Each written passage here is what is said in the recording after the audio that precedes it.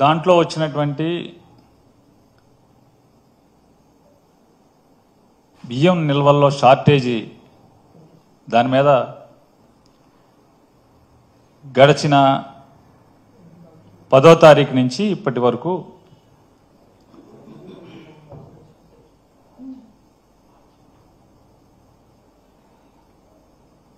పేర్ని నాని ఒక అక్రమార్కుడిగా నేనేదో ఉద్దేశపూర్వకంగా తప్పుడు పనులు చేశానని చెప్పని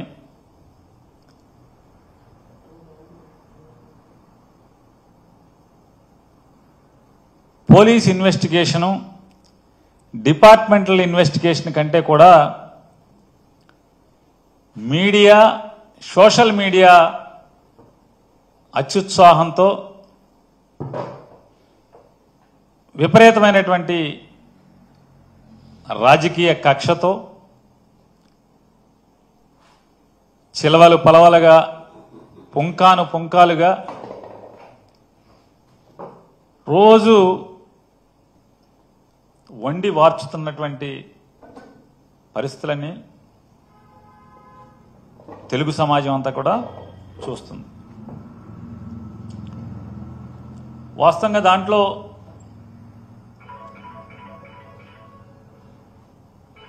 ఆవిడ నిర్మాణం చేసి రెంట్కి ఇచ్చినప్పటికి కూడా ఉన్నది ఒకటే గోడౌను.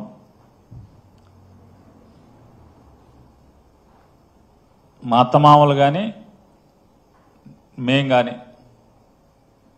అంటే ఆలోచన ఏంటంటే వయసు 60కి దగ్గరికి వెళ్తున్నాం, రిటైర్ అయితే లేకపోతే ఏ వ్యాపకం చేయలేని అంటే రిటైర్ అంటే ఏదైనా వ్యాపారమో లేకపోతే కాంట్రాక్ట్లో ఇంకోటో ఏదైనా వ్యాపారం చేయలేని పరిస్థితులు ఉంటే ఏదైనా రెంట్ వస్తుంది అనే ఆలోచనతో చేసినటువంటి నిర్మాణం. రెండోది ఏంటంటే పోర్టు తొందరలో పూర్తవుతుంది, ఎవరో ఒకళ్ళు వచ్చి రెంట్ తీసుకుంటారనేటువంటి నేపథ్యంలో దాన్ని నిర్మాణం చేసిన పరిస్థితులు. సాధారణంగా నేను కానీ నా శ్రీమతి గారు కానీ అసలు దాంట్లోకి వెళ్తాం అనేది దానికి వెళ్ళి రోజు వెళ్ళి చూడటం లేకపోతే మధ్యలో వెళ్ళి చూడటం ఇట్లాంటి డే టు డే ఆపరేషన్స్ అన్నీ కూడా మేనేజర్ని పెట్టుకుని స్టాఫ్ని పెట్టుకుని ఆపరేషన్స్ జరుగుతున్నాయి. 25 నవంబర్ 2024 తారీఖున 25వ తారీఖు నవంబర్ 2024న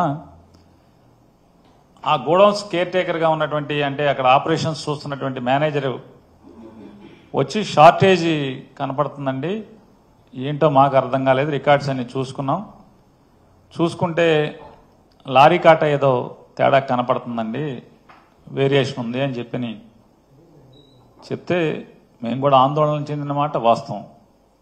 అంటే మా శ్రీమతి గారు ఆందోళన చెంది వెంటనే ఆవిడ 26వ తారీఖున ఇందులో మాకేం పాపం పుణ్యం తెలియదు, అయినప్పటికీ కూడా గవర్నమెంట్కి ఏదైనా నష్టం జరిగితే అది ప్రజాధనం కాబట్టి వెంటనే దాన్ని భర్తీ చేయాల్సినటువంటి నైతిక బాధ్యత మన మీద ఉంటుంది. కోర్టులకి వాటికి వీటికి వెళ్ళటం లేకపోతే వేచి చూడటం ఇట్లాంటి కరెక్ట్ కాదని చెప్పని, రెండు ఇట్లా లోపం ఉంది అని తెలిసినప్పుడు మనమే అధికారులు గనక ఇంటిమేట్ చేస్తే అది సదుద్దేశమే మరింది అనే ఉద్దేశంతో 26 నవంబర్న 2024 సంవత్సరం జాయింట్ కలెక్టర్ గారికి ఆవిడ ఒక రికమెండేషన్ ఇవ్వటం జరిగింది. అలాగే 30/11/2024న ఇది అంటే ఇప్పటికే చాలామంది దగ్గర ఉండుంటుంది. ఈ రికమెండేషన్లో ఆవిడ చెప్పారు 25వ తారీఖున ఇట్లా నాకు వచ్చి ఇంటిమేట్ చేశాడు, 26న ఇస్తున్నాను. టెక్నికల్గా మా పైన దోషం లేనప్పటికి కూడా నైతికంగా మేము దాన్ని ఆ బాధ్యతని తీసుకుని ఆ నష్టాన్ని భర్తీ చేయడానికి సిద్ధంగా ఉన్నాం. మీరు క్యాష్ కట్టమంటే క్యాష్, లేదంటే కనుక ఓపెన్ మార్కెట్లో స్టాకు బియ్యాన్ని పర్చేజ్ చేసి మీకు అందజేయమంటే అందజేస్తామని చెప్పని లెటర్ ఇవ్వడం జరిగింది. అట్లాగే 10వ తారీఖున కూడా 30వ తారీఖున గోడౌన్ మేనేజర్ గారు కూడా ఆయన డిఎస్ఓ గారికి ఒక రికమెండేషన్ ఇచ్చారు. దీని మీదే ఇలా ఉంది, దానికి కారణాలు ఏమేంటి అనేది కూడా ఆయన ఈ రికమెండేషన్లో ఇచ్చారు. 4వ తారీఖున 4 డిసెంబర్ అంటే 26వ తారీఖున జాయింట్ కలెక్టర్ గారికి రికమెండేషన్ ఇస్తే 4వ తారీఖున జాయింట్ కలెక్టర్ గారు, జిల్లా సివిల్ సప్లైస్ అధికారులు అందరూ కలిసి ఇన్స్పెక్షన్ చేయటం, ఫిజికల్గా స్టాక్ వెరిఫికేషను, రికార్డ్ వెరిఫికేషను, మేనేజర్ని విచారణ చేసి వారు సివిల్ సప్లైస్ అధికారుల దగ్గర ఆ జాయింట్ ఇన్స్పెక్షన్ రిపోర్ట్స్ అన్ని కూడా తీసుకున్న దరిమిలా అంటే వారొక రిపోర్ట్ని ఎండీ గారికి కూడా రాయటం జరిగింది. ఎప్పుడు 4వ తారీఖున ఈ లెటర్ వారు ఎండీ గారికి రాయటం జరిగింది, సివిల్ సప్లైస్ ఎండీ గారికి. రాస్తే 10వ తారీఖు VC and MD civil supplies corporation వారు జాయింట్ కలెక్టర్ గారు రాసినటువంటి 4వ తారీఖు రాసిన లెటర్ మీద వారు రిప్లై ఇస్తూ డబ్బులు కట్టించుకోండి, క్రిమినల్ కేసు కూడా పెట్టండి అని చెప్పి ఆయన ఉత్తర్వులు ఇచ్చినట్టుగా లెటర్ పంపించినట్టుగా ఉంది. ఆ లెటరు వచ్చిన దరిమిల 10వ తారీఖున శ్రీమతి జయసుధ గారు, నా భార్య శ్రీమతి జయసుధ గారి పేరు మీద, అట్లాగే మేనేజర్ పేరు మీద A1 A2లుగా రాత్రి 9 గంటల ఆ టైంకి ఎఫ్ఐఆర్ నమోదు చేసి 11వ తారీఖున కోర్టుకు పంపించారు. అట్లాగే 10వ తారీఖున జాయింట్ కలెక్టర్ గారు, కృష్ణా జిల్లా జాయింట్ కలెక్టర్ గారు ఈ నోటీస్ మీద సంతకం పెట్టారు. ఇది వారు 4వ తారీఖు రాసిన లెటర్. ఇది ఈ నోటీసు మీద సంతకం పెట్టారు. ఈ నోటీసు శ్రీమతి జయసుధా గారికి, అట్లాగే మేనేజర్కి, వీసీ అండ్ ఎండీకి, district manager and district magistrate and కలెక్టర్కి, superintendent of police Bandar taluka Machilipatnam రాశారు. For information station officer, RDO, tahsildar వీళ్ళందరూ కూడా తల కాపీ పెట్టారు. దాంట్లో వారు ఏం చెప్పారంటే, మీ దగ్గర స్టాకు వేరియేషన్ కనపడుతుంది, 3708 బస్తాలు. కాబట్టి దాని తాలూకా మీరు పెనాల్టీతో సహా కలిపి 1,70,50,800 జమ చేయండి 3 రోజుల్లోపు అని చెప్పని నోటీస్ మీద సంతకం అయితే పెట్టారు. కానీ దాన్ని శుక్రవారం 13వ తారీఖు శుక్రవారం మధ్యాహ్నం 2-3 గంటల మధ్యలో, 2 గంటలు 3 గంటల మధ్యలో గోడౌన్కి ఎవరో ఒక అతను వచ్చి అంటించి వెళ్ళారని చెప్పని గోడౌన్లో ఉన్నటువంటి సెక్యూరిటీ గార్డు అప్పటికే 10వ తారీఖు ఎఫ్ఐఆర్ నమోదైన దృష్ట్యా మా లీగల్ టీం ఇవన్నీ కూడా బాధ్యతలు తీసుకుని న్యాయ సహాయం కోసం వారందరూ కూడా, లేకపోతే ఇదంతా కూడా రికమెండేషన్లు ఇస్తూ తిరుగుతూ, వారికి ఎప్పుడైతే గోడౌన్ దగ్గర సమాచారం వస్తే వారి ప్లేడర్లు వెళ్ళి చూసి ఆ శ్రీమతి గారికి అప్పటికే అంటే ఆవిడ ఇంటిమేషన్ చేయటం వెంటనే అంటే అనిపించింది, ప్లేడర్లు నాతో చెప్పింది, మేడం గారికి కూడా చెప్పామండి జయసుధ గారికి, ఉద్దేశపూర్వకంగా 10వ తారీఖు సంతకం పెట్టినప్పటికి కూడా 13వ తారీఖు శుక్రవారం మధ్యాహ్నం బ్యాంకు టైమింగ్స్ అంటే bank operation timings edge of the మూమెంట్లో నోటీస్ అతికిచ్చి తెల్లారి శనివారం బ్యాంక్ హాలిడే, ఆదివారం బ్యాంక్ హాలిడే కాబట్టి దీన్ని ఏదో ఫెయిల్ చేయాలనేటువంటి ఉద్దేశంతో దానికోసం అంటించినట్టుగా కనపడుతుందండి అని చెప్తే, సరే ఎన్ని తిప్పలు పడ్డామా, ఎన్ని పిల్లి మొగ్గలు వేశారా నా భార్య అందరూ కలిసి కుటుంబ సభ్యులు, ఆవిడ చివరికి ఆ డబ్బుల్ని ఫెయిల్ అవ్వకూడదు అనేది చేసుకుని ఆ డబ్బుల్ని జమ చేసి జాయింట్ కలెక్టర్ గారికి లెటర్ ఇస్తూ, ఆ లెటర్లో కూడా వారు చెప్పడం జరిగింది, కేవలం నైతిక బాధ్యత తీసుకుని మీ యొక్క ఆదేశాలని గౌరవించటానికి మాత్రమే ఈ డబ్బు జమ చేస్తున్నాను తప్పితే మీరు దాంట్లో ఎట్రిబ్యూట్ చేసినటువంటి లేదా ఆరోపించబడినటువంటి ఏ నిందలు కానీ ఏ కార్యక్రమాలకు కానీ మేము అంగీకరించట్లేదు, మేము డినై చేస్తున్నాము అవన్నీ కూడా చెప్తూ వారికి లెటర్ కూడా ఇవ్వటం జరిగింది జాయింట్ కలెక్టర్ గారికి.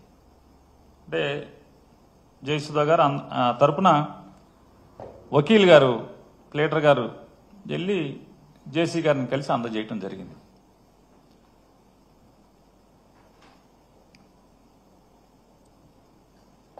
పదమూడవ తారీఖునే ఉదయం జయసుధ గారు జిల్లా కోర్టులో బెయిల్ మూవ్ చేశారు.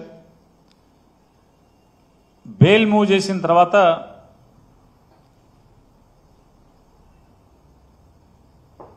ఉద్దేశపూర్వకంగా బెయిల్ని డిలే చేయటం కోసం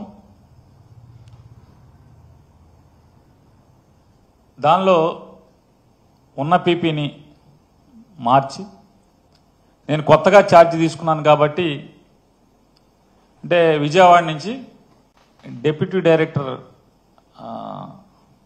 ప్రాసిక్యూషన్స్ హోదాలో ఉన్నటువంటి ఒక ప్రభుత్వ న్యాయ నిపుణులు అంటే గవర్నమెంట్ లీడర్ గారిని అపాయింట్ చేశారు. వారు వచ్చి నాకు సమయం కావాలి, ఇవాళ ఉద్యోగంలోకి వచ్చాను అని చెప్పటం, వెంటనే మళ్ళీ వాయిదా తీసుకోవటం, వాయిదా తీసుకున్న రోజు మళ్ళీ వచ్చి పోలీసులు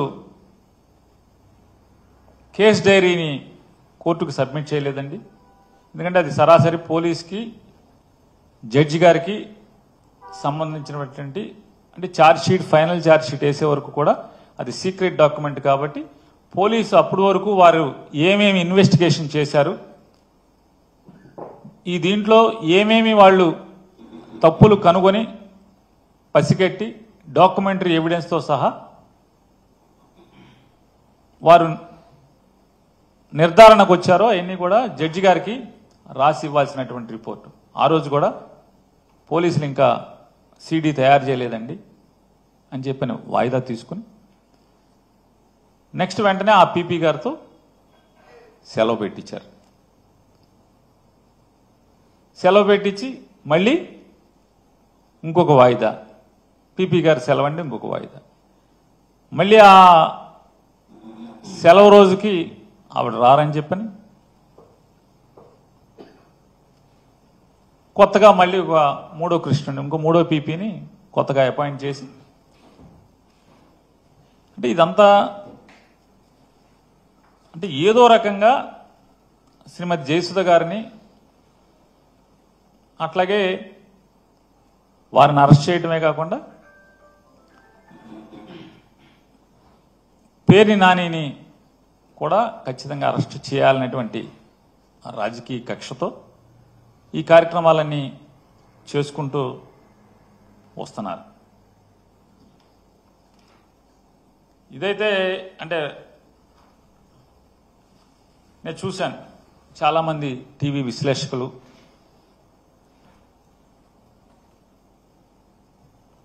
అట్లాగే మంత్రులు ఏడి పేర్ని నాని ఏడి ఎక్కడికి వెళ్ళిపోయాడు మాట్లాడే ఇన్నాళ్ళు ప్రతిదాన్ని వైసీపీ తరపున భుజాన్ని వేసుకుని మాట్లాడేవాడు. వాడి విషయానికి వచ్చేప్పటికి ఆడేం మాట్లాడట్లేదు. ఏమైపోయాడు? పారిపోయాడు.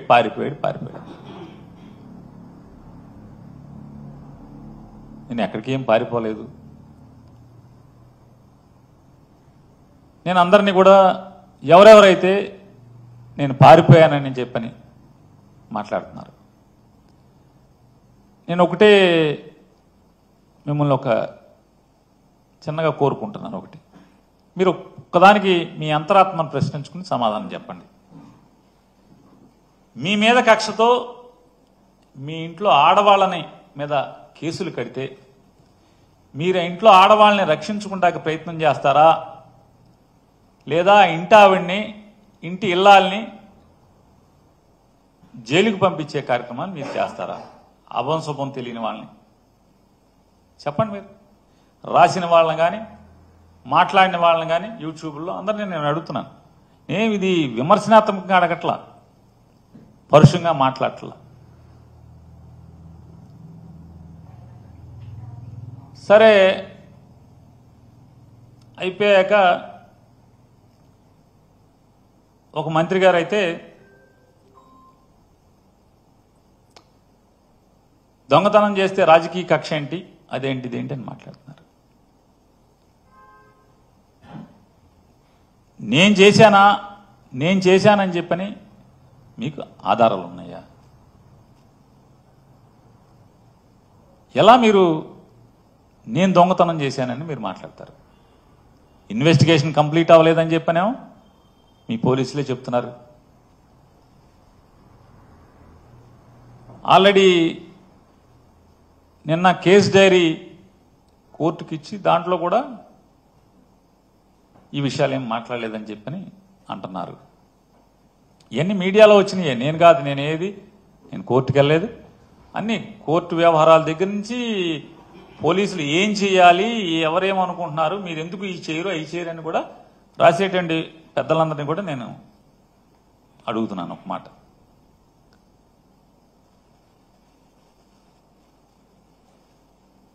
కేవలం అద్దెకి ఆశపడి గోడౌన్ కడతమే తప్పితే, అద్దె వస్తుంది, దాని మీద లోన్ ఉంది, ఓ 3 ఏళ్ళో 4 ఏళ్ళకో లోన్ తీరిపోతే తర్వాత ఖర్చులు పోను వచ్చేది ఉంటే సరే చచ్చిపోయే వరకు బతకడానికి సరిపోద్దని కట్టింది తప్పితే తప్పుడు పనులను చేద్దామని కాదు కదా. నిజంగా తప్పుడు పనులను చేయాలంటే ఇదే కావాలా? ఇది చేస్తాడు ఎవడన్నా? ఇది చేస్తారా? పోనీ నేనేమన్నా పిచ్చోడినా, లేకపోతే హ్యాబిచువల్ అఫెండర్నా? నేను అలవాటు పడిపోయినటువంటి నేరస్తున్నా?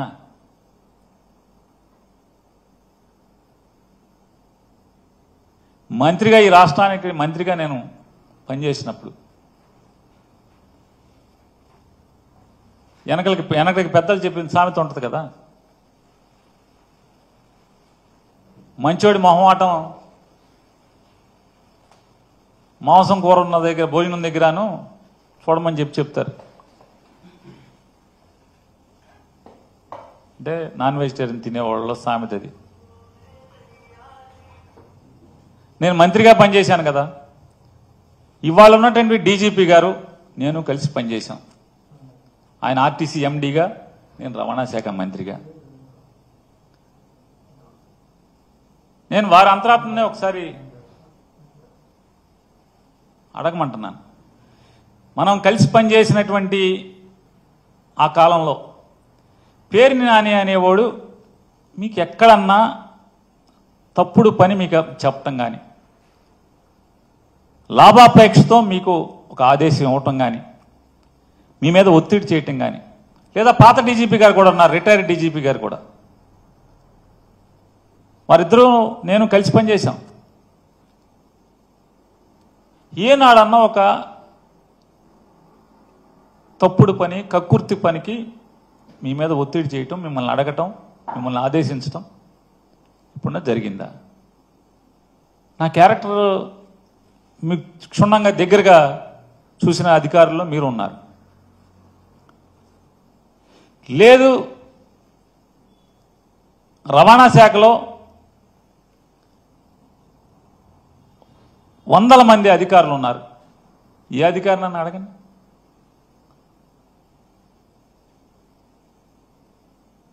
ఇవాళ నా గురించి చెడుగా మాట్లాడుతున్నటువంటి ఒక మంత్రి గారు, ఆయన తల్లకిందులు తపస్సు చేసి చేయని ప్రయత్నం లేదు. నా భార్య జయసుధ మీద కేసు కట్టించడం దగ్గర నుంచి ఆవిడని అరెస్ట్ చేయటానికి ఎంత ప్రయత్నం చేశాడో అంత ప్రయత్నం చేశాడు. కానీ ఏ మాటకు ఆ మాట దీంట్లో చెప్పుకుని తీరాలి. చంద్రబాబు నాయుడు గారు మాత్రం అతను ఎన్నిసార్లు కలిసినా, నాని భార్యను అరెస్ట్ చేద్దామని చెప్పి ఎన్నిసార్లు కలిసినా ఆయన మాత్రం పొరపాటును కూడా మైండ్ ఏమన్నా చెడిందంటే ఇంట్లో ఆడవాళ్ళకి అరెస్టులు చేయడం ఏంటి? మన టార్గెట్ పేరు నానిగాడు, ఆయన వేసేయండి అంటే కాదు సార్, ఆడు కొడుకును కూడా వేసేయాలి సార్. సరే నీ కక్ష ఆడు కొడుకు మీద కూడా ఉంటే ఇద్దరిని కలిసి చేసేయండి, అంతేగాని ఇంట్లో ఆడవాళ్ళ మీదకేంటే తప్పుడు పనులు అని చెప్పని ఆయన నడుచుకుంటూ వెళ్ళిపోయారు. ఇది అధికారులు ఉన్నారు సాక్ష్యం, ఎమ్మెల్యేలు ఉన్నారు సాక్ష్యం. టీడీపీ ఎమ్మెల్యేలు కొంతమంది ఉన్నారు, అధికారులు కూడా ఉన్నారు. నాదెండ్ల మనోహర్ గారు కూడా పక్కనే నుంచుని ఉన్నాడు ఈ కాన్వర్సేషన్ జరిగినప్పుడు. తప్పే ఉంది. రాజకీయ వైరం మాకు చంద్రబాబు నాయుడు గారికి ఉంది, కానీ ఆయన హుందాగా ప్రవర్తించినప్పుడు చెప్తాం తప్పే ఉంది. ఇవాళ రాజకీయ కక్ష లేదని మాట్లాడతారు. రాజకీయ కక్ష లేకపోతే సరాసరి మేనేజర్ మీద నా మీద ఇప్పుడు జరిగే ప్రయత్నం అదే కదా. రేపో ఎల్లుండో, ఎందుకంటే 2వ తారీఖు స్క్వాష్ ఏదో వేసినట్టున్నారు మేనేజర్ ఇంట్లో వాళ్ళందరూ. 2వ తారీఖు ఏదో వాయిదా పడినట్టు ఉంది. 2వ తారీఖు లోపు ఎక్కడన్నా గాలించి ఆ మేనేజర్ని తీసుకొచ్చి అతనితో బలవంతంగా 4 పీకో 10 పీకో తెలకాయితల మీద సంతకాలు పెట్టించి నా పేరు రాసుకుని నన్ను అరెస్ట్ చేయడమే కదా ఇక మిగిలి ఉన్నది. మనకు అర్థమవుతున్నది కదా, నన్ను నా కొడుకుని ఇద్దరిని అరెస్ట్ చేయడమే కదా ఇక మిగిలి ఉన్నది. కానీ ఇంట్లో ఆడవాళ్ళ జోలికి వెళ్తాం ఎంతవరకు అని అడుగుతున్నాను నేను అబద్ధం చెప్పాల్సినటువంటి పని లేదు. ఇది 100%, 100కి 100% జరిగింది. కావాలంటే అది బాగోదు కాబట్టి ఏ తారీఖు ఎన్ని గంటలకి ఎక్కడ కూడా నేను చెప్పగలను. ఈ కాన్వర్సేషన్ జరిగింది. చంద్రబాబు నాయుడు గారు ఆడవాళ్ళని అరెస్ట్ చేయడం అంటే ఇంట్లో ఆడవాళ్ళని అరెస్ట్ చేస్తారండి, బుద్ధి లేదా అని తిట్టినా కూడా బెయిల్ రాకుండా విపరీతమైన డిలే ప్రయత్నం చేస్తూనే వచ్చారు. 13వ తారీఖున బెయిల్ పిటిషన్ మూవ్ చేస్తే ఉద్దేశపూర్వకంగా పీపీల్ని మార్చి పీపీల్ని సెలవులు పెట్టించి 27వ తారీఖు వరకు అది కూడా బలవంతంగా జడ్జి గారు నేను ఎట్టి పరిస్థితుల్లో వాయిదా ఇవ్వను, ఇవాళ చేసేస్తాను అని చెప్పిన తర్వాత 27వ తారీఖు చేయాల్సిన పరిస్థితి వచ్చింది.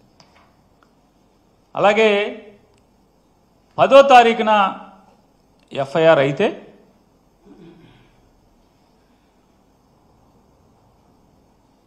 ఏం చేయాలి? వెంటనే పోలీస్ ఇన్వెస్టిగేషన్ చేయాలి కదా. ఏ ఇన్వెస్టిగేషన్ చేయలేదు. చివరికి 3 రోజుల తర్వాత 11, 12, 13వ తారీఖు 13వ తారీఖున రాజకీయ ఒత్తిడి మేరకు వెళ్ళి మేము తాళాలు ఇస్తామని చెప్పని మా అడ్వకేట్లు చెప్తున్నా సరే బలవంతంగా తాళాలు బ్రేక్ చేసి దాంట్లో ఉన్నటువంటి సరుకుని అగ్రిమెంట్ ప్రకారం అదంతా కూడా జాయింట్ లైబిలిటీ. సివిల్ సప్లైస్ ఏదైతే ఆ గోడౌన్లో దాచినటువంటి ప్రతి బస్తా జాయింట్ లైబిలిటీ. సివిల్ సప్లైస్ అధికారులు, గోడౌన్ యాజమాన్యం ఇద్దరు జాయింట్ లైబిలిటీ. జాయింట్ లైబిలిటీ అన్నా సరే, తాళాలు మేము ఇస్తాము తీస్తామన్నా సరే తాళాలని బ్రేక్ చేసి, ఏంటయ్యా అంటే ఆ తాళాలు బ్రేక్ చేయటం వెనక ఉద్దేశం ఏంటంటే, వెంటనే లీగల్ టీం వెళ్ళారు, మొత్తం ఆశాంతం వీడియోలు తీస్తున్నారు. తాళాలు ఇస్తామన్నా సరే తాళాలు బ్రేక్ చేశారు. వెంటనే ఆ ప్లేడర్లని తరిమి కొట్టడానికి శత విధాలా ప్రయత్నం చేశారు. పాపం స్వామి భక్తి పారాయణుడైనటువంటి ఇన్వెస్టిగేషన్ ఆఫీసర్ గారు, సర్కిల్ ఇన్స్పెక్టర్ గారు ఎంత బెదిరించినా అదిరించినా ప్లేడర్లు మాత్రం మా పని మేము చేస్తాం, నీవు ఇష్టారాజ్యంగా చట్టవిరుద్ధంగా అగ్రిమెంట్కి విరుద్ధంగా మీరు తాళాలు బ్రేక్ చేస్తారు కాబట్టి స్టాక్ మాకు నువ్వు ఇక్కడ ఏం చేస్తావో అని మాకు భయంగా ఉందని చెప్పని నీ దురుద్దేశం, నువ్వు పొలిటికల్ ఒత్తిడి. ఎందుకంటే మాట మాటికి ఫోన్ వస్తుంది, పక్కెళ్ళి మాట్లాడుతున్నాడు, ఫోన్ వస్తుంది పక్కెళ్ళి మాట్లాడుతున్నాడు, అసహనం భరించలేకపోతున్నాడు.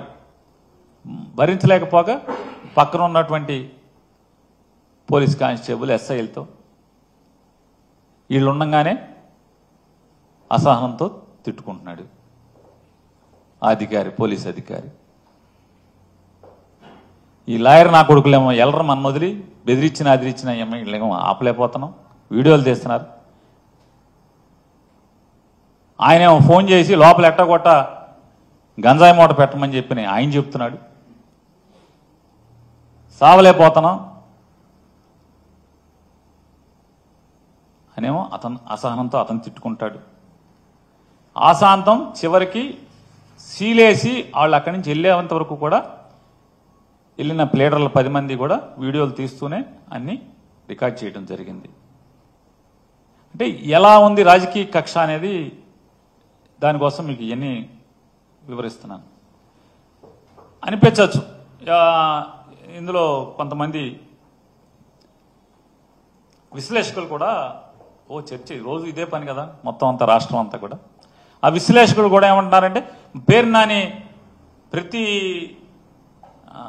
సంక్లిష్టమైన దానికి లేదా ప్రతి పార్టీకి ఎదురు దెబ్బ తగిలిన దానికి వచ్చి మాట్లాడతాడు కదా, ఇందులో ఎందుకు మాట్లాడడం అని. ఖచ్చితంగా నేను మాట్లాడదామనే 15వ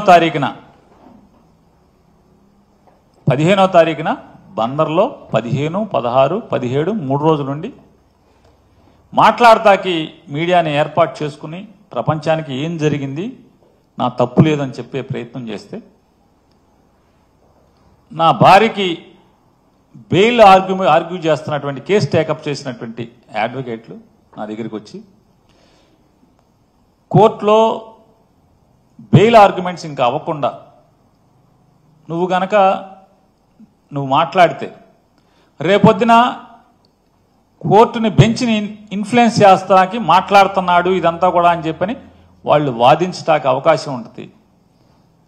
నువ్వు మాట్లాడద్దు బెయిల్ ఆర్గ్యుమెంట్స్ అయ్యే వరకు అని చెప్పని నాతో గట్టిగా వాదన చేశారు. నేను కూడా వారికి చెప్పాను, ఇప్పటికే రాజకీయంగా కక్ష సాధింపుతో శీలాన్ని హననం చేసే కార్యక్రమం పెద్ద ఎత్తున జరుగుతుంది, నేను మాట్లాడాల్సిందే అని చెప్పని అంటే, మీరు ఒకటే వాళ్ళు నిర్ణయించుకోవాల్సింది ఉంది, మీ భార్యకి బెయిల్ ముఖ్యమా, నీ రాజకీయ శీలం కాపాడుకోవడం ముఖ్యమా అనేది నువ్వు డిసైడ్ చేసుకోమని చెప్పని లీడర్లు గట్టిగా నాతో చెప్పిన దాని మీద 30 ఏళ్లుగా నన్ను నమ్ముకుని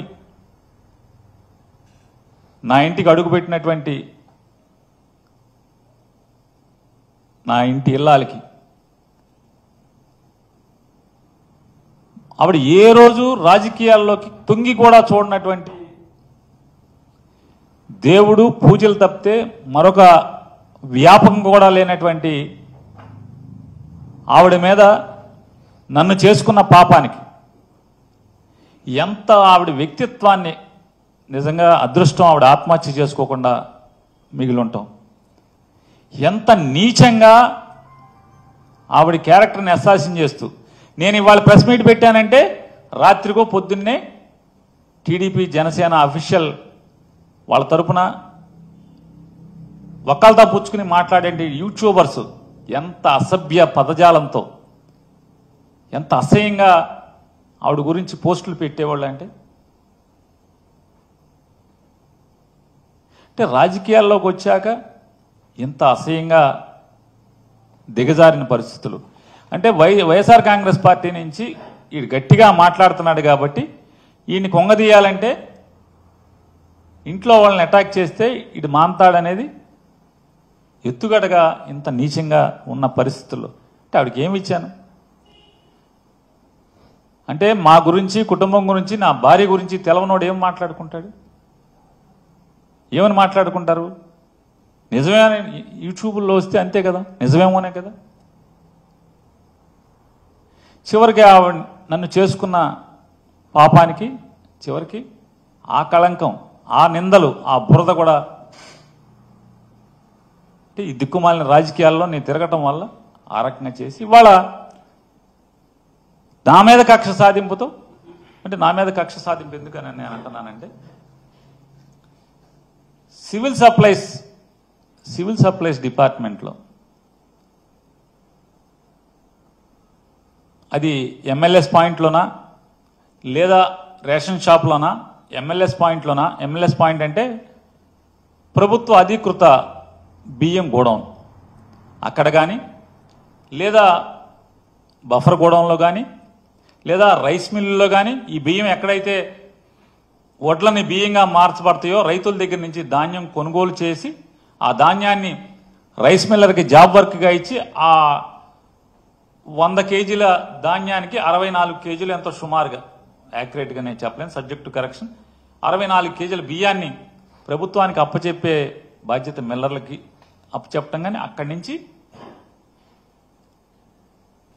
ఫెయిర్ ప్రైస్ షాప్ దాకా జరిగేటువంటి లేదా షార్టేజీలు కానీ ఎక్కడన్నా కానీ ఫిల్ఫ్రేజెస్ కానీ లోపాల్లో కానీ డబ్బు కడతాను అంటే డబ్బు కడతానికి ముందుకొచ్చినా కూడా డబ్బు కట్టించుకుని క్రిమినల్ కేసు కూడా కట్టిన ఈ రాష్ట్రంలో ఒక్క సంఘటన ఉంటే చెప్పమని నేను అడుగుతున్నాను. ఒక్క సంఘటన ఉంటే చెప్పమని అడుగుతున్నాను.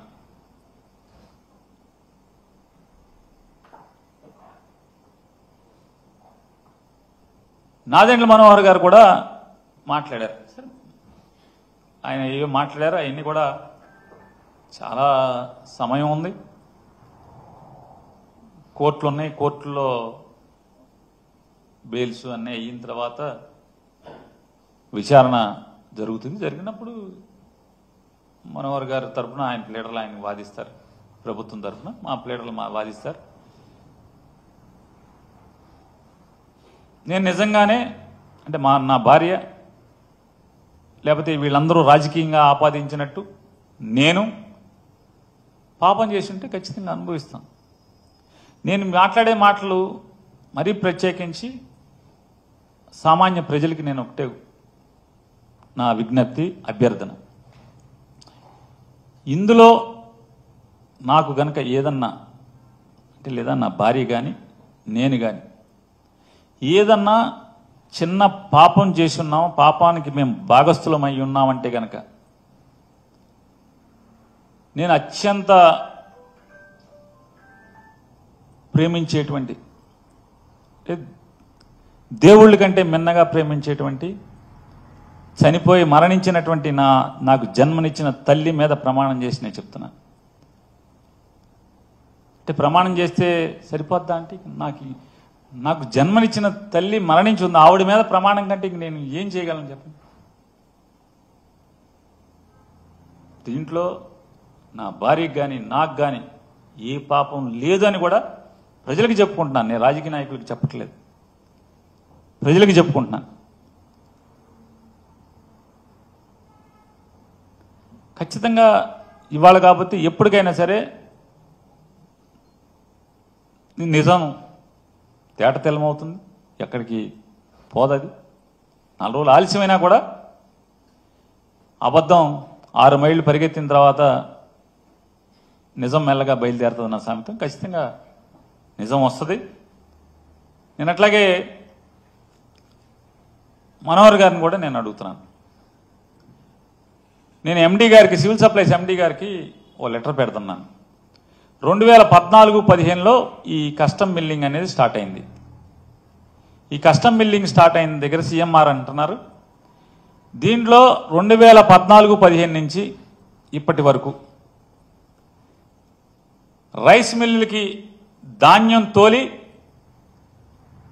దానికి వెనక్కి ప్రభుత్వానికి బియ్యం 9 మాసాలు 10 మాసాలైనా కూడా ఆ ధాన్యాన్ని ఆడిచ్చి బియ్యంగా మార్చి పంపనటువంటి అప్పచెప్పనటువంటి డబ్బులు కట్టిన ఏ రైస్ మిల్లర్ మీదన్నా ఇంతవరకు క్రిమినల్ కేసు ఏదన్నా ఫైల్ చేశారా?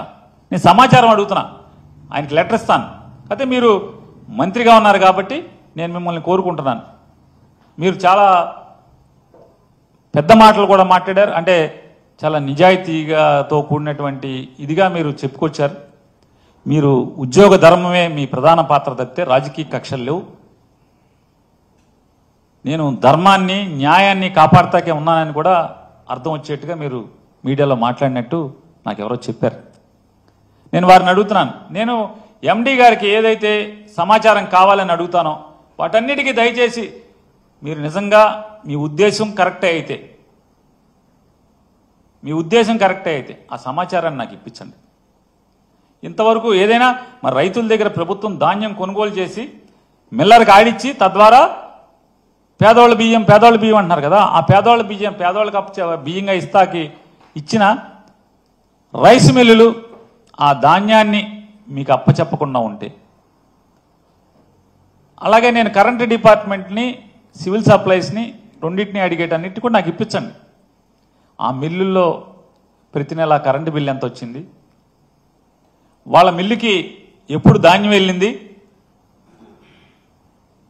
వాళ్ళ మిల్లు నుంచి బియ్యం ఎప్పుడు బఫర్ గోడౌన్కి వచ్చింది,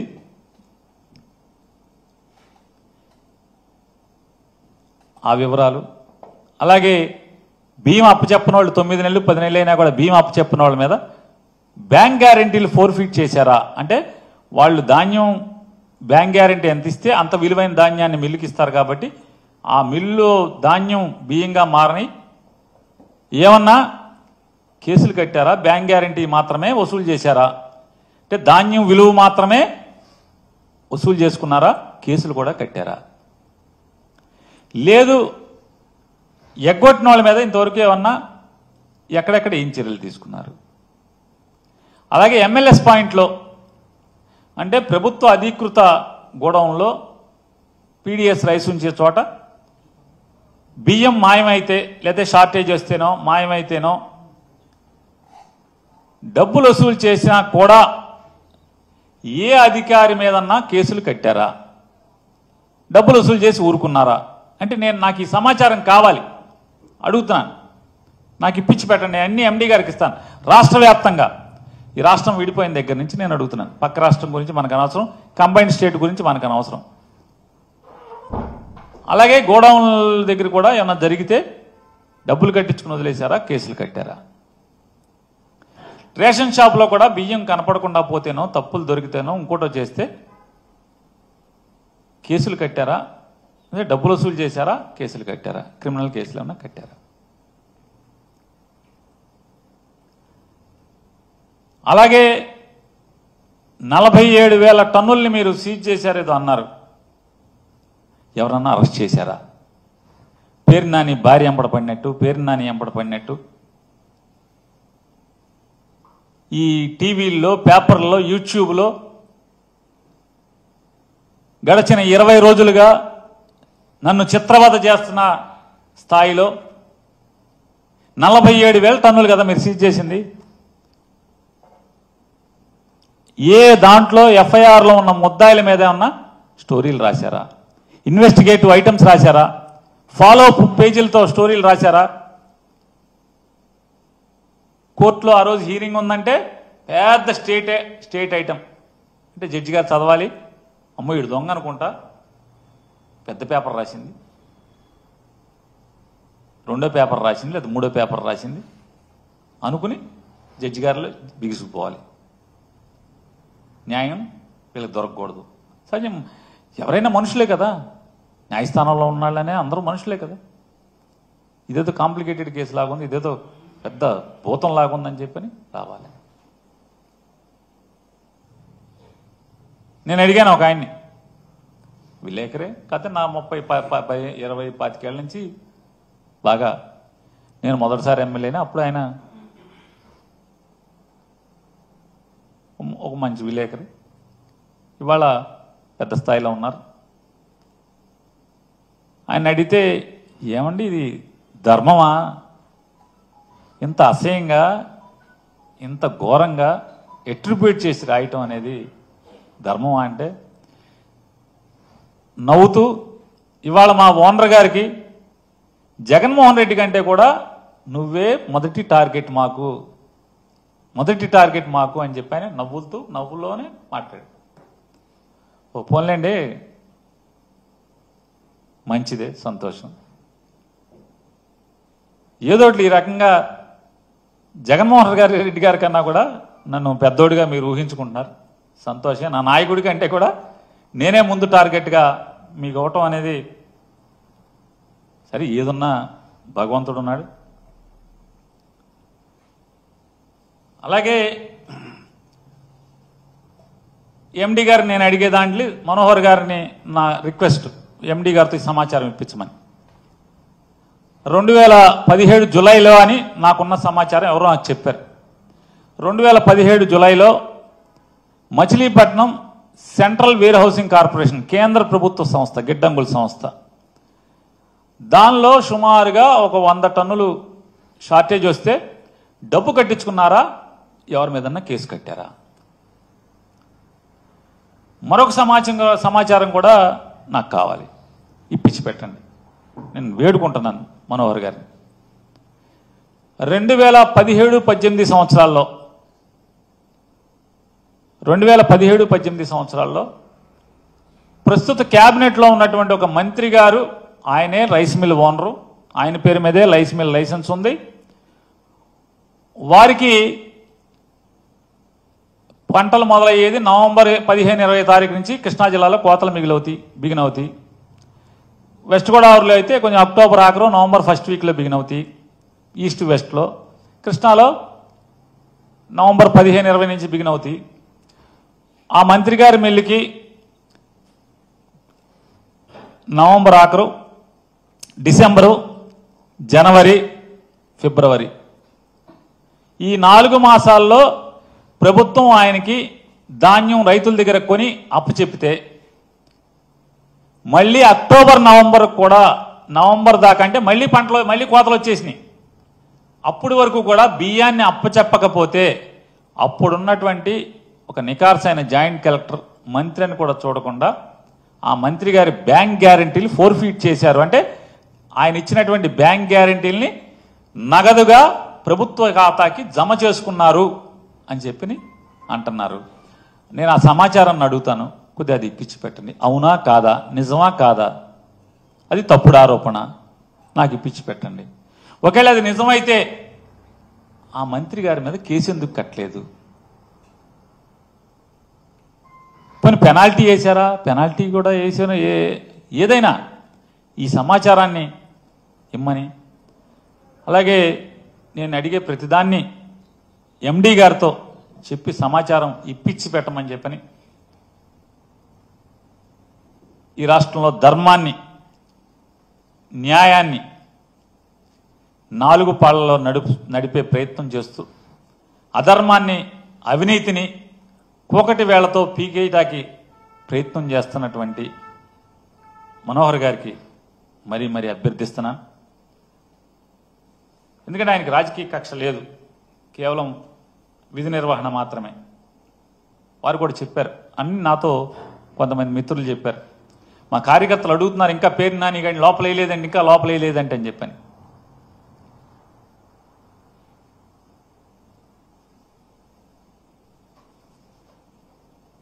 అలాగే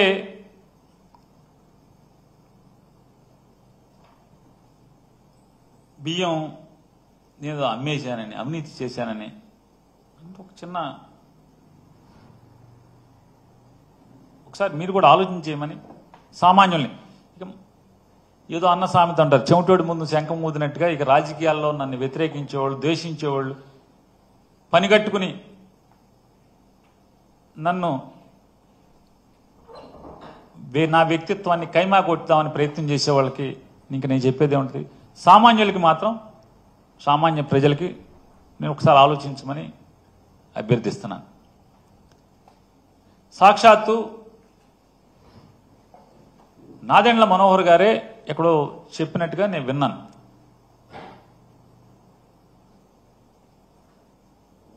₹40 ప్రభుత్వం తయారు చేసిన బియ్యాన్ని రేషన్ షాపుల దగ్గర నుంచి కొంతమంది మాఫియా వాళ్ళు, బియ్యం మాఫియా వాళ్ళు ₹20, ₹22, ₹23 ట్రాన్స్పోర్ట్తో సహా కలిపి అప్పు చెప్తున్నారు అని చెప్పని చెప్తున్నారు. ఇంకొక మంత్రి గారు ఏం చెప్పారంటే, ఇది ఆ ప్రభుత్వంలో అప్పటి నుంచి కూడా జరిగింది, అప్పుడే జరిగింది ఇది అని చెప్పని మాట్లాడారు. నేను అడుగుతున్నాను, 20కి, 22కి, ₹23 మార్కెట్లో రేటు ఉందని చెప్పినప్పుడు, ఒకవేళ నేను తప్పుడు పని చేసి నేను అమ్మితే ఎంతకు అమ్ముతాను? అంటే నేను 3 సార్లు ఎమ్మెల్యే చేసినోడిని, ప్రభుత్వ రూల్స్ ఇవన్నీ తెలిసినోడిని, ప్రభుత్వంలో ఒక దగ్గర 2 సంవత్సరాలు 9 మాసాలు మంత్రిగా చేసినోడిని. దీని పర్యవసానాలు ఎలా ఉంటాయో తెలీదా? 2 మంత్రిగా ఉన్నప్పుడు, ఎమ్మెల్యేలుగా ఉన్నప్పుడే బల్ల కింద చేయి పెట్టినోడిని, తప్పుడు తనంగా డబ్బులు సంపాదించినోడిని, ఆలోచన కూడా లేనోడిని. దీనికా ఇప్పుడు జాయింట్ కలెక్టర్ గారు నా శ్రీమతి గారి దగ్గర వసూలు చేసిన డబ్బు కేజీ ఎంత పడిందో తెలుసా అండి? ₹94. కేజీ బియ్యం ₹94 చొప్పున వాడు వసూలు చేశారు. ఏమీ తెలీదా? రెండోది, మీరు ఎవరినన్నా గోడౌన్ ఓనర్ని ఇంకెవరినో అడగండి, ఓనర్ గనక దాంట్లో బియ్యాన్ని ఏదో ఒకటి చేస్తే ఏంటి లాభం? ఎక్కడి నుంచి తెస్తాడు? మళ్ళీ బియ్యం అనేది మాయం చేయడం ఎలా అవుతుంది సాధ్యం? అప్పు చెప్పాలి కదా. వచ్చిన బియ్యం కేజీ అంటే కాటాతో వస్తుంది, కాటాతో అప్పు చెప్పాల్సిందే, బస్తాలు కూడా కాదు. కాటాతో తీసుకోవాలి, కాటాతో అప్పు చెప్పాలి. వెయిటేజీ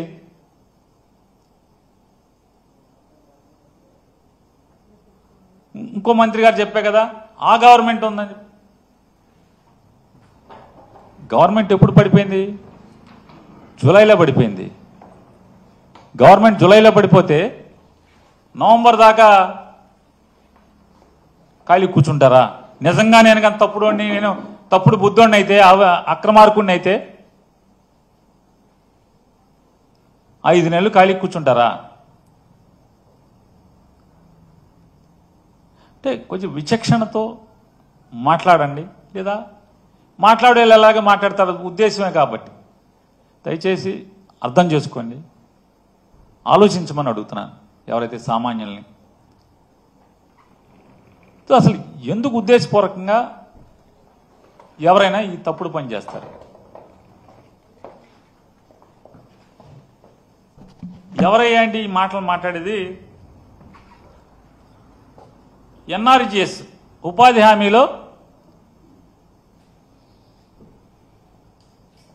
మా నియోజకవర్గానికి కూడా ₹23 కోట్ల పవన్ కళ్యాణ్ గారు శాంక్షన్ చేశారు.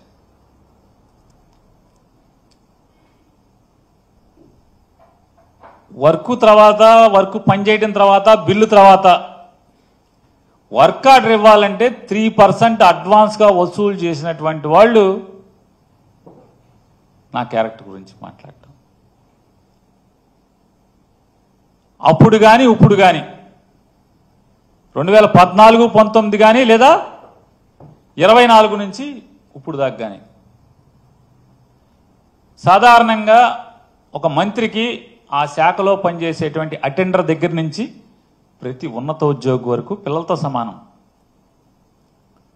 వాళ్ళ ట్రాన్స్ఫర్కి లంచాలు తినేవాడిని ఏమంటారు ఒకసారి చెప్పండి. నేను చెప్పట్లా, సాక్షాత్తు ఆంధ్రజ్యోతి, ఈనాడు పేపర్లో అచ్చయినటువంటి విషయాలు ఇవి. నేను కూడా మంత్రి చేశాను. ఏ రోజన్నా ఈనాడు కానీ, ఆంధ్రజ్యోతిలో కానీ, లేదా సాక్షిలో కానీ ట్రాన్స్ఫర్లలో లేదా ప్రభుత్వంలో పేరుని నాని కక్కుర్తి పడ్డాడని ఎప్పుడన్నా ఒక ఐటమ్ అన్నా మీరు చూసారా? చూస్తే వదులుతారా అని అడుగుతున్నాను.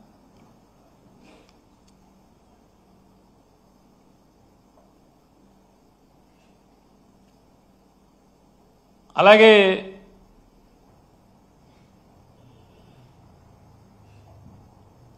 చైతన్య రథం అనే ఒక తెలుగుదేశపు సోషల్ మీడియా పేపర్, అది బయట ఎక్కడ కనపడదు. దానిలో నేను 5,000 కోట్లు సంపాదించానని చెప్పని, నాకు మైన్లు ఉన్నాయని చెప్పని, ఇవన్నీ ఎలక్షన్ల ముందు రాశారు, ఛానల్స్లో డిబేట్లు చేశారు, యూట్యూబ్లో మాట్లాడారు. మరి నా 5,000 కోట్లు అంటున్నాను.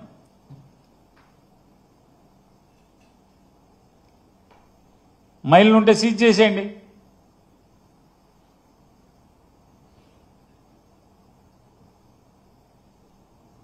నాకు పెద్ద పెద్ద బెంజులు, ఆడీలు, అయ్యున్నాయి ఇయ్యున్నాయని చెప్పిన ఫోటోలు వేశారు. చేసేయండి.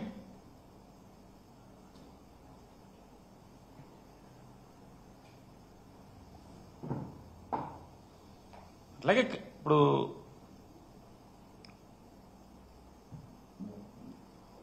ఇవాళ రేపో మాపో ఖచ్చితంగా అంటే 2వ తారీఖు ఏదో స్క్వాష్ పిటిషన్ ఉన్నట్టుంది మేనేజర్ది. ఆ స్క్వాష్ లోపు ఇప్పుడు ఎంతమందిని పోలీస్ స్టేషన్లో కొడుతున్నారో, మగ్గ తీసుకో రోజు పొద్దు నుంచి రాత్రి దాకా ఉంచుతున్నారో, ఏదో రకంగా ఆ మేనేజర్ని తీసుకొచ్చి 2వ తారీఖు లోపు నన్ను, నా కుమారుణ్ణి, ఇద్దరిని ఏదో రకంగా అరెస్టు చేయాలనేటువంటి, నన్ను జైల్లో పెట్టాలని నాతో కొంతమంది మంత్రులు, కొంతమంది ఎమ్మెల్యేలు మాట్లాడటం జరిగింది. నేను 15, 16, 17 అందుబాటులో ఉన్నాను. రాత్రి తెల్లారుజాము నుంచి పొద్దు నుంచి కూడా నేను బందర్లోనే అందుబాటులో ఉన్నాను. వాళ్ళందరూ మాట్లాడేది ఏంటంటే, అరే నిన్ను ఒక్క రోజన్నా జైల్లో పెట్టకపోతే అసలు మా వాళ్ళు ఎవరు ఊరుకునేట్లేరురా, అందులో మరీ ప్రత్యేకించి మీ ఊరోడు అసలు నిద్రపోవట్లేదు, చంద్రబాబుని చంపేస్తున్నాడు, రోజు ఇదే పనిలో ఉన్నారు అని చెప్పాను. తప్పకుండా. కాకపోతే ఇక్కడ ఏంటంటే మన రాజకీయాల కోసం, మన రాజకీయ కక్ష సాధింపుల కోసం ఇంట్లో ఆడవాళ్ళ దాకా కూడా వచ్చారే అనేది ఆవేదన, బాధ తప్పితే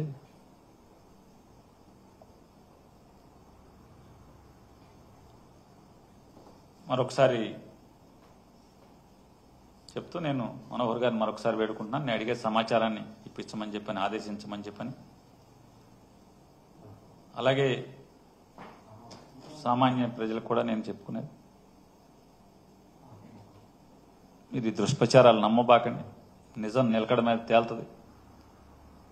నేనైతే ఏ పాపం ఒడిగట్టలేదు, నా భార్య ఇందులో ఏ పాపం తెలీదు. అమాయకురాల్ని ఈ రకంగా నా మీద కక్షతో ఆవిడని చిత్రవద చేయటం, మానసికంగా ఆవిడ క్యారెక్టర్ని దుర్మార్గంగా అసాసిన్ చేసింది ఇన్నాళ్ళు అయిపోయింది. అంటే మేము ప్రభుత్వంలో ఉన్న నాళ్ళు ఆవిడ క్యారెక్టర్ గురించి అసహ్యంగా చిత్రీకరించడమే కాకుండా ఇవాళ ఆవిడ మీద కేసు కూడా కట్టి ఈ రకంగా అప్రదిష్ట పాలు చేయటం. ఏమనుంటే కక్ష నా మీద వేసేయండి, నన్ను మీ ఇష్టం వచ్చింది చేయండి అని చెప్తూ తప్పకుండా ఇంకా చాలా విషయాలు మాట్లాడాలన్నప్పటికీ ఇవన్నీ కేసు కోర్టులో ఉన్నాయి. 30వ తారీఖు బెయిల్ ఇస్తారా ఎవరా అనేది బెయిల్ తీర్పు 30వ తారీఖు వస్తుంది. అలాగే హైకోర్టులో దాని మీద ఉంది. ఇవన్నీ ఉండగా ఆ విషయాలు ఎక్కువగా మాట్లాడకుండా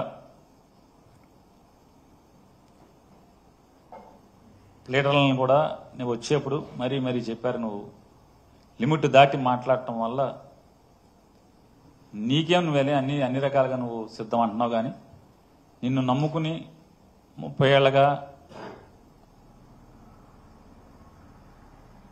నీ ఇంట్లోనే ఉన్నటువంటి నిన్ను నమ్మొచ్చినటువంటి నీ భార్యకి ఇబ్బంది జరుగుతుంది, ఇట్లాంటిది ఆలోచించుకుని మాట్లాడమని చెప్తే దానికోసం